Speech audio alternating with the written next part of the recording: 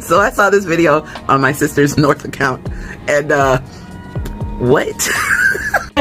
So I'm gonna stand up, take my people with me. Together we are going to a brand new home. Together we are going to a brand new home. Far across the river, you hear freedom calling. What is going on?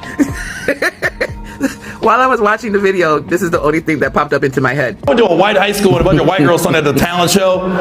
My senior year, I was like, what the fuck is this shit?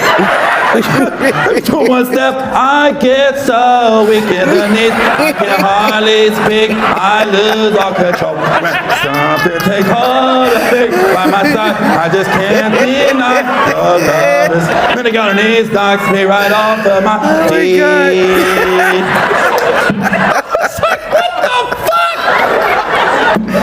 Seriously?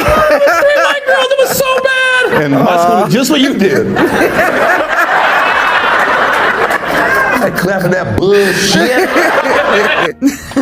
Exactly. It doesn't make like my brain couldn't understand. There are certain songs y'all just can't sing because you don't understand.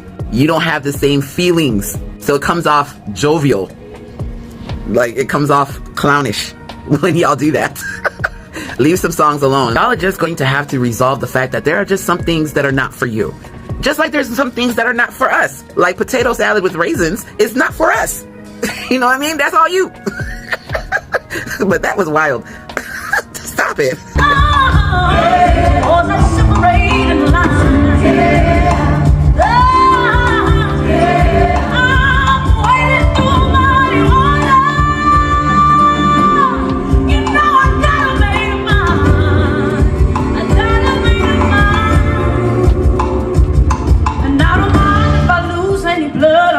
To salvation, but I fight with the strength that I got until I die.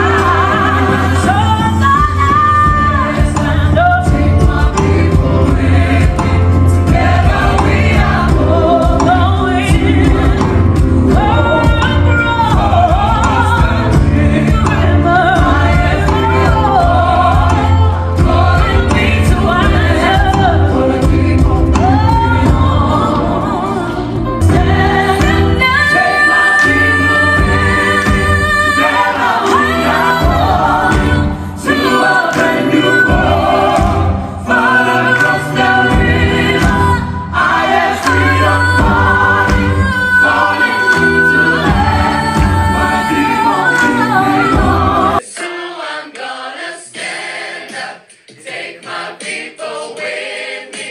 Together we are going across the river. Calling me to answer.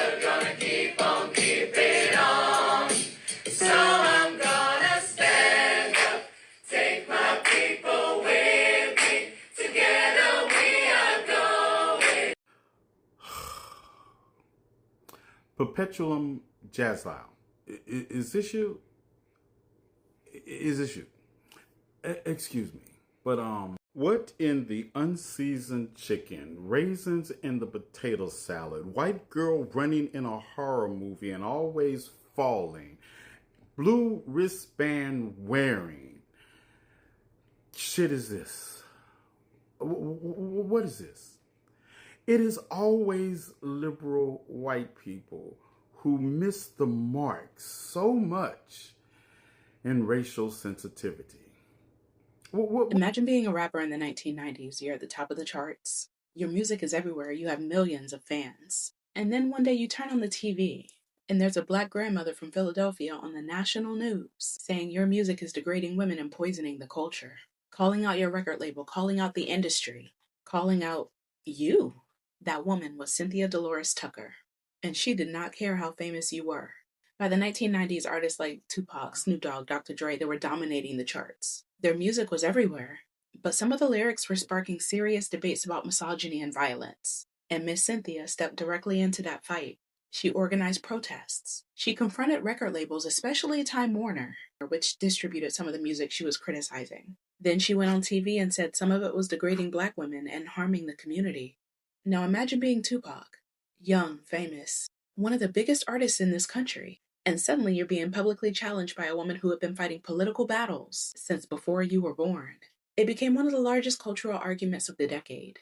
But Cynthia Tucker did not just appear in the 1990s. She had been challenging powerful people her entire life. Cynthia Dolores Tucker was born in 1927 in Philadelphia. She grew up in a country where segregation shaped everything: jobs, housing, schools. Most people learned how to navigate that system quietly, but she didn't. As a teenager, she joined the NAACP Youth Council. And she wasn't just attending meetings, she was organizing protests, boycotts, pickets against businesses that refused to hire black workers. She decided very early on that she wasn't going to spend her life politely asking for things that should already belong to her community. By the 1960s, she was deeply involved in civil rights activism in Philadelphia. She pressured city leaders. She organized against segregated construction unions. She confronted institutions that preferred to pretend that discrimination didn't exist. Then in 1971, something remarkable happened. Cynthia Dolores Tucker became the first black person and the first woman to serve as Pennsylvania's Secretary of the Commonwealth, appointed by Governor Milton Schaap. A woman who had spent years protesting outside the system was suddenly running a part of it. The office oversees elections and major state functions. That's real power. And she used it to push for more representation for women and for black professionals in government. But one thing about Cynthia Tucker never changed. She never learned how to be quiet in rooms full of powerful people. Cynthia Dolores Tucker passed in 2005. And some people still debate parts of her legacy. But when you look at her life, one thing becomes very clear. She spent decades challenging people with power. Politicians, corporations, artists, whoever she believed needed to be challenged. Sometimes people agreed with her and sometimes they didn't.